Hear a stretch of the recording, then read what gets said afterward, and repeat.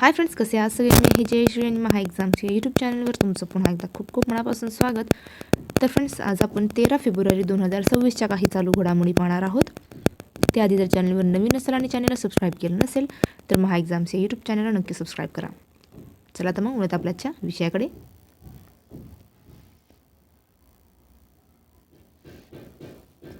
तर आशियाई indoor athletics championship 2026मध्ये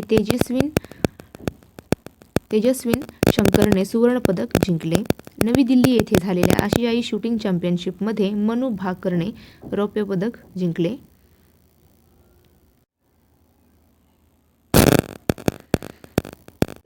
पाहूया. आय लाईफ कनेक्ट ही जगातील पहिली डॉक्टरांच्या नेतृत्वाखाली A2 आरोग्य सेवा परिसंस्था भारत देशात सुरू झाली. पुढे इस्रोने चांद्रयान 4 मोहिमेच्या लँडिंगसाठी चंद्राचा दक्षिण ध्रुव निवडला आहे. दुर्गम व आदिवासी भागात इंटरनेटसाठी गुजरात राज्याने स्टारलिंकशी करार केलेला आहे. शारदा नदी कॉरिडॉर प्रकल्पाची पायाभरणी उत्तराखंड राज्यात करण्यात आली. भारताने सेफ U19 महिला फुटबॉल कप जिंकला. उपविजेता देश बांगलादेश आहे. आवृत्ती 7वी होती. 4-0ने हरवले. ठिकाण होते पोखरा, नेपाळ. भारतीय संघाचे टोपणनाव यंग टायग्रेसेस. भारताचा तिसऱ्या वेळी विजय. प्रथम 2019, दुसऱ्यांदा 2022, तिसऱ्यांदा 2026. 7 पैकी 3 विजेता. स्पर्धेत सहभागी टीम्स होत्या भारत, बांगलादेश, नेपाळ, भूतान या 4 टीम्स सहभागी होते.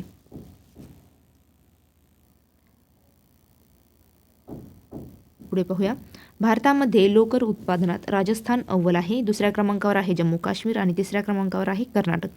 तसेच चौथ्या क्रमांकावर आहे तेलंगणा, 5व्या क्रमांकावर आहे गुजरात, तर 6व्या क्रमांकावर आहे महाराष्ट्र.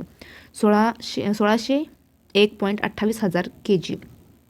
तर भारताची मेंढी संख्या आहे 77.4 दशलक्ष. जागतिक क्रमांक मेंढी संख्येने दुसरा आहे. तर लोकर उत्पादनात 9वा आहे. पुढे पाहूया. हिवाळी ऑलिम्पिकमध्ये अभिनव बिंद्राला ज्योत घेण्याचा सन्मान मिळालेला आहे. नाव अभिनव बिंद्रा. खेळ हिवाळी ऑलिम्पिक 2026. ठिकाण आहे मिलान व कॉर्टिना डी अम्पेझो, इटली. दिनांक 5 फेब्रुवारी 2026.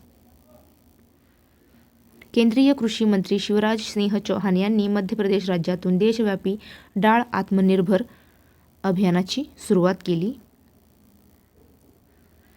कोटक महिंद्रा बँकेने सेबीच्या युनिफाईड डिजिटल वर्कफ्लोचा वापर स्वाक्षरीद्वारे भारतातील पहिला पूर्णपणे डिजिटल परदेशी पोर्टफोलिओ इन्व्हेस्टर परवाना जारी केलेला आहे.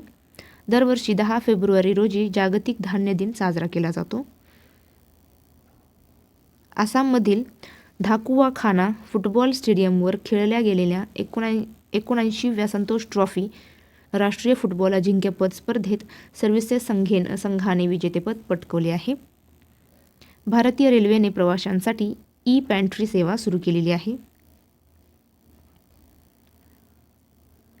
त्रिभाषिक धोरण समितीचे अध्यक्ष डॉक्टर नरेंद्र जाधव यांनी 9 फेब्रुवारी 2026 रोजी भाषा सूत्रावरील मुख्य अहवाल सरकारला सादर केला.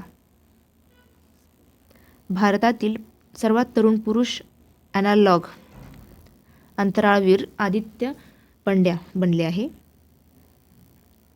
पुढे पाहूया. 2025च्या भ्रष्टाचार धारण निर्देशांकात भारत 91व्या क्रमांकावर आहे.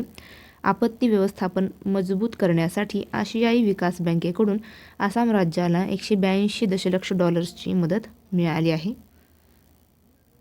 जर्मनीमध्ये आयोजित जगातील सर्वात मोठ्या सेंद्रिय व्यापार मेळा बायोफॅक 2026मध्ये भारत देशाची वर्षातील सर्वोत्तम देश म्हणून निवड झालेली आहे. तर फ्रेंड्स, थांबूया इथेच. भेटूया पुढच्या व्हिडिओमध्ये. जय हिंद.